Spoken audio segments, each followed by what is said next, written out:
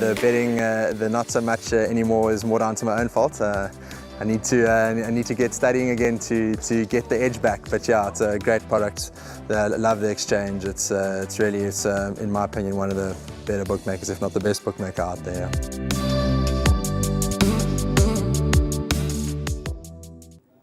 Welcome back to the shortlist part of our show, where Deez and myself will guide you through our shortlist selections for racing at Hollywood Bets Greyville on the Polytrack, 4th of April 2022, and the bipod kicks off in race number 1, and that will go off at 12:35.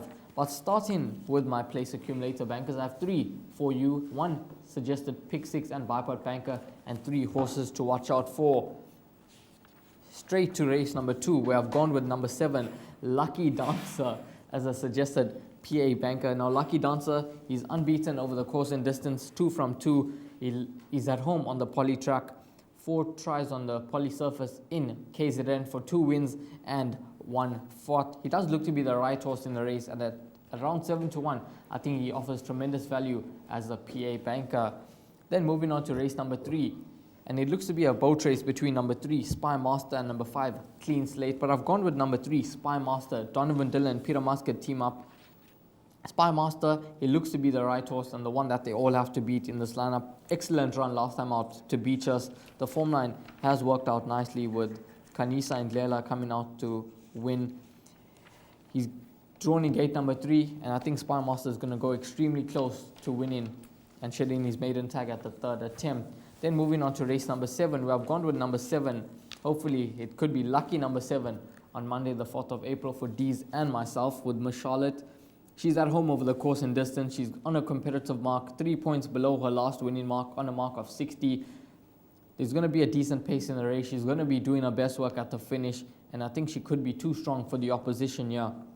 She took on the boys last time out and wasn't disgraced, and I've gone for Miss Charlotte as a suggested PA, pick 6 and bipod, and pick 6 and play PA banker. Bipod doesn't form part of race number 7. So Miss Charlotte, I'm all in with this 5-year-old daughter of Irish Flame, and hoping that Garth Puller and Sereno Moodley could get it right. Sereno, 3 rides on her, 1 win, 1 second, and 1 third. So he knows Miss Charlotte well. Moving on to my horses to watch out for. Race number 4, and I've gone with horse number 11, Stanley. Stanley is on a mark of 64, does have a wide draw to contend with, but I think he could be some nice each-way value and a horse to watch out for. Second run after a layoff, he's going to be right there, I feel, and Stanley, keep an eye out for him. He has his 4th run on the surface, and I think he could run a much improved race. Then moving on to race number 5, number 3, Teichmann is another horse, dropping in the ratings.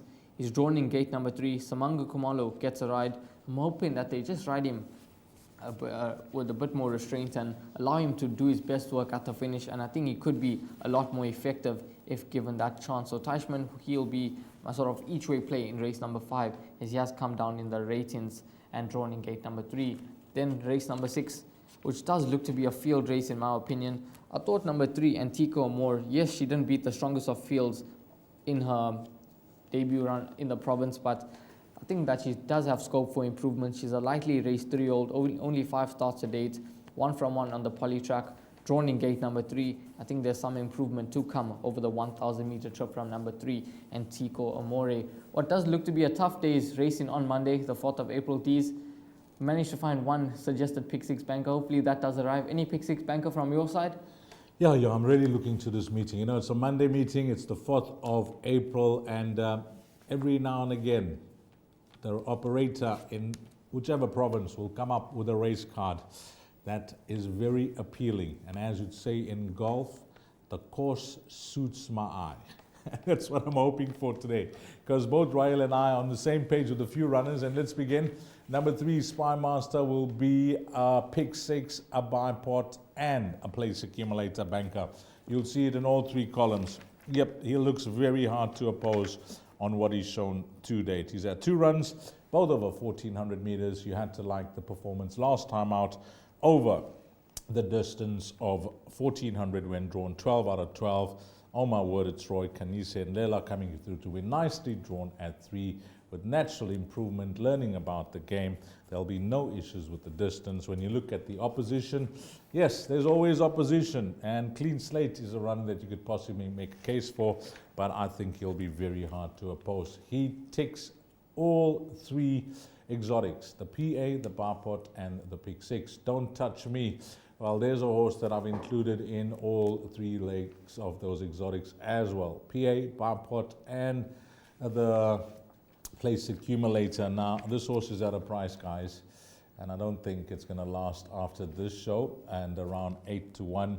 And the run that we're going to follow is the run 3 starts back. Ride like Lucky Dancer. And if Lucky Dancer is to win earlier on in the day, this horse will definitely not be an 8-1 shot. And the one thing that you have to take into consideration is the company that he's been racing in of late. 79, 70, and 72 are the average ratings. It's now a big drop to a 65, and his form lines aren't the worst as well. So this is about catching the right wave at the right time, and we're hoping it's on Monday the 4th. Miss Charlotte, I'm in agreement as a Place Accumulator banker, and Ryle made a strong case for this filly. It looks like the right type of field for her.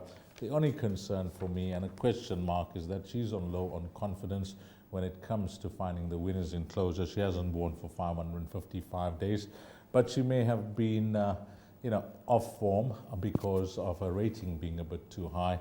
And again, she could be in the right place at the right time. In that leg of the Place Accumulator, Miss Charlotte looks a banker. If you're looking for one more horse to back up Ryle's Pick 6 there, the runner that I looked at was number 2, Made in France. So we touched on Spymaster, Don't Touch Me, Miss Charlotte. The only runner that we haven't touched on there is a bipod banker that will be in race number 1, and that's Giambattista. And Giambattista, well, Sereno Moodley will partner this individual for the first time, and on his recent form, well, he looks ready to win. He's bumping the right type of field. Yes, he is dropping in distance, but the fact is he's having his first run back as a gelding, and I'm hoping he will be fit, well, and ready to put his best foot forward. From the worst of the draws, I don't see any issue of him being in front because he does show natural early gate speed. And number 11, Giambattista, I'll be disappointed if he doesn't finish in the top 2. The stable is backed up in that race by number 2, Raven Sword, and I think number 3, Jungle Junction, looks to be an improver in that race. Well, if you have to combine the horses I've given and the horses Ryle has given, I've given you 2 Pick 6 bankers, race 3, Spymaster, and race 4, Don't Touch Me. If you combine that with Ryle's selection as a Pick 6 banker, which comes up in race number 7, Miss Charlotte, easy game. Easy game. You got 3 Pick 6 bankers on the day then. Spymaster, Don't Touch Me, and Miss Charlotte.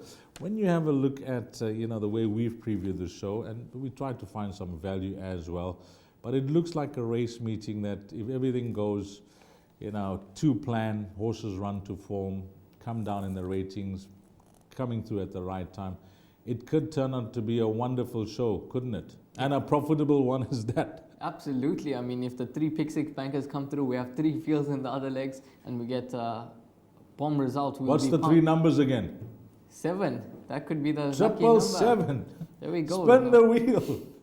Well, we're hoping for the best, Ryle. Yeah, we love doing the previews, number 1, but finding a few value bets for the guys is just a cherry on the top. And hopefully everything goes according to plan. It's been a good show, and you're looking forward to the meeting now, aren't you? Absolutely. Excited. Absolutely. Hopefully number 7s could run right on Monday the 4th of April 2022. But you've heard it from Dees and myself. You're looking forward to it, and you're going to be watching keenly. Yeah, I'm not working, but I'll definitely be watching. And why spin the wheel and wait for that white ball to fall into your lucky number when you can use the form guide and make a calculated decision and have a bet on tab, the intelligent bet. For Ryle, Radhakrishna, and myself, Dees Danan, until we meet again, you take care. Salani Gaashle.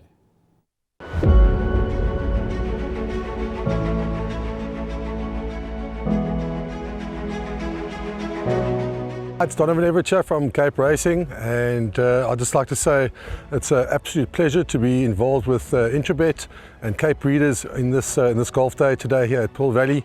It's fantastic for the industry to see all the relevant stakeholders coming down and having a good time and networking, and it's exactly what the industry needs right now in terms of moving forward and recreating some positivity to take us forward into the next year.